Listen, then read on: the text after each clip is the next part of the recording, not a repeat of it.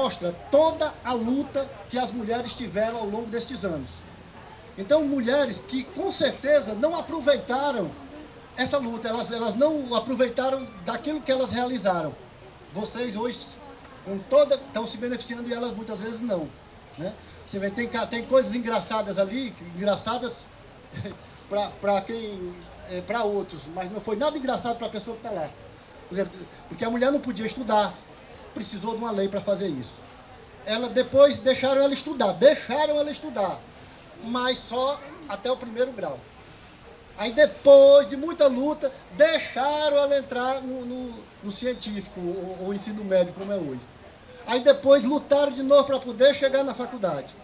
Aí depois que ela está na faculdade, ela não podia exercer porque ninguém confiava que era mulher.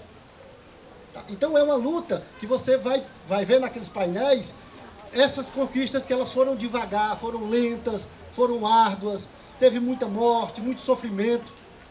E lá nas fotografias, vocês vão ver as mulheres que construíram essa história. São aquelas mulheres que abandonaram suas casas, que apanharam, que foram massacradas, morreram, que lutam, que fizeram da sua dor uma luta, como nossa contemporânea e Maria da Penha, que ela fez da dor dela a maior lei do mundo, talvez uma das maiores leis do mundo sobre mulher, e em cima da sua própria dor. Tá? Então a Maria da Penha, ela é uma contemporânea que merece toda a nossa reverência. Tá?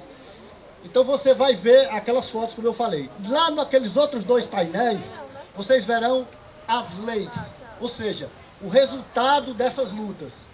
Porque não adianta nada você lutar com o poder público ou com qualquer outra coisa se isso não virar uma lei. Então, Maria da Penha sofreu, virou a Lei Maria da Penha.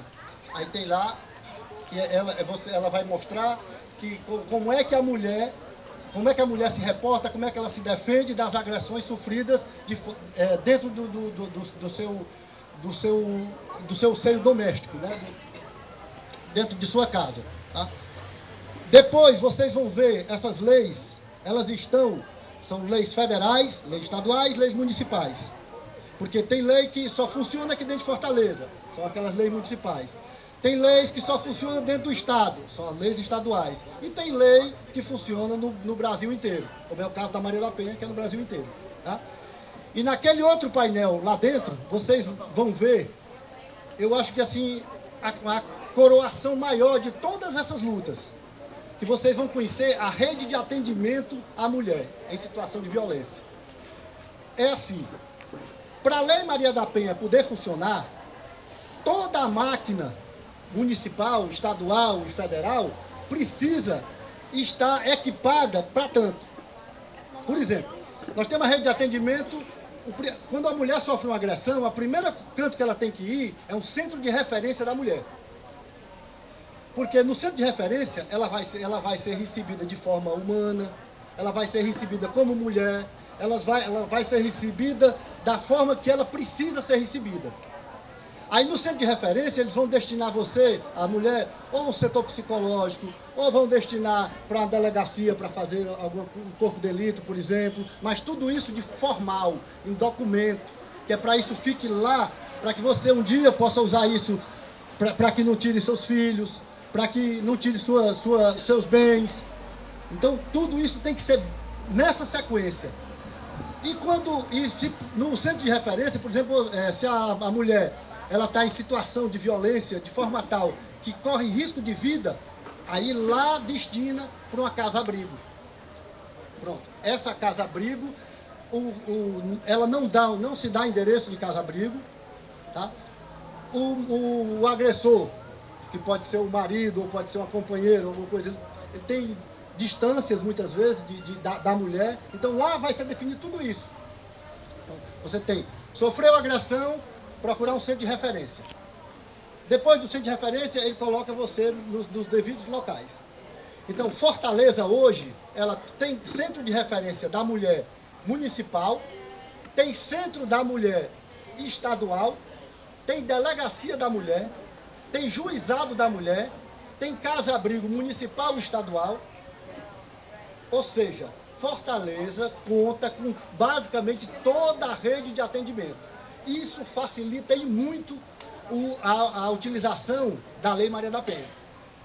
Você vai chegar em interiores que não tem simplesmente nenhuma dessas que eu falei. Nem centro de referência, nem delegacia, nem muito menos juizado, porque só existem 2 no Ceará, um aqui e outro em Juazeiro.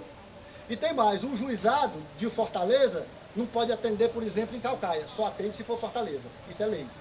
Por isso que a gente tem que ter muito olho para a lei. Ah, vou fazer isso, é lei? Virou lei, eu fiz isso, virou lei, isso não virou, não fez nada. Então tem que ficar muito atenta. Então, qual é a diferença de você cair num centro de atendimento especializado e num centro que não é? Por exemplo, você chega uma mulher numa delegacia de um interior desse que não é especializada. Aí quando ela chega lá, ela pode muito bem ser recebida por homens que vai ficar olhando para as pernas dela, que vai ficar, ela agredindo, fazendo piada com aquilo lá. Quando ela chega, o delegado olha para ela e diz assim, foi o que tu fez para apanhar? Esse é um tipo. Já no acolhimento, num centro de referência da mulher, numa rede especializada, eles vão olhar para você como mulher. Tá? Eles vão dizer, sente aqui um pouco, o que é que aconteceu? Sente aqui, vamos, você quer falar sobre o assunto? Tá? Não vai, então, essa é a diferença. E elas têm experiência suficiente para entender o seu problema e levar para o canto certo, para que você não fique andando com o seu problema, que muitas vezes, quando você não está na rede de atendimento, você vai para uma delegacia, depois vai para outro canto, vai para um corpo de delito, e quando chega lá tem que contar a história de 10 vezes, a mesma história. Então a mulher sofre, não sei, muitas vezes, até que o problema dela, muitas vezes, não seja resolvido. Tá? Então, pensando nisso, o que é que a gente quer aqui desse espaço? Qual foi a nossa intenção? Primeiro, vamos trazer as pessoas para cá. Agora vamos trazer as pessoas para coisas interessantes, né? Então tá planejado aí para a gente fazer saraus, com música, poesia, a gente sentar, conversar, ouvir uma viola para quem, tá? Algumas coisas assim. Mas voltando à questão da mulher, o que que a gente pensou assim? Tá bom, nós vamos fazer uma exposição e o que a gente faz de concreto? Então nós analisamos o seguinte: o centro de referência da mulher, que como eu falei, é o ponto de partida quando a mulher sofre uma agressão, o do Estado só funciona de 8 da manhã às 5 da tarde. E não funciona sábado nem domingo. Tá? O centro de referência do município só funciona de 8 às 18, incluindo os finais de semana, mas à noite não. A delegacia tem plantão no final de semana, a delegacia da mulher tem plantão no final de semana e de segunda a quinta só funciona de 8 às 18. Aí você diz, aí tem gente que assim, aí bota a culpa do governo, escolhemos o governo, os políticos, tudo. Negativo. Vamos olhar para coisa interessante. O centro de referência existe. Então o que a gente precisa que aconteça? Que ele melhore. Nós temos agora que pedir para os nossos representantes que ele melhore. Não é ficar batendo boca, dizendo que o governo é isso, que o prefeito, que o ex-prefeito, não sei, nada disso. A gente não interessa essa briga. Não é essa briga. Nós queremos é que funcione. Tem que funcionar. Então o que a gente viu? Vamos então fazer um abaixo-assinado, que vocês estão ali, que seria muito interessante que todos assinassem, pedindo ao prefeito e ao governador, por isso que tem 2 abaixos, que transforme o centro de referência da mulher e a delegacia da mulher em 24 horas. Porque violência não tem hora para acontecer. Eu não me lembro de dizer, não, só não vou bater agora não, que está cedo. Não existe isso, em final de semana. Quer dizer, então, precisa melhorar. E é isso que a gente está querendo. Melhorar. Pronto. Aí você vai perceber que muitas dessas lutas, né, e uma delas chama muita atenção, que é a questão do laço branco, que vocês também vão entender ali. Esse laço branco, ele nasceu em 1989, ou seja, de certa forma recente, no dia 6 de dezembro, onde um rapaz de uma politécnica, que é mais ou menos uma espécie de uma faculdade de engenharia, onde só estudava homem, Então, a Politécnica admitiu mulheres. Ele simplesmente foi lá e matou todas, as 14 da turma. Porque lá era uma escola tradicional de engenharia e não poderia estudar homens. Ele matou todas. Marc Lepine. Isso em Montreal, no Canadá.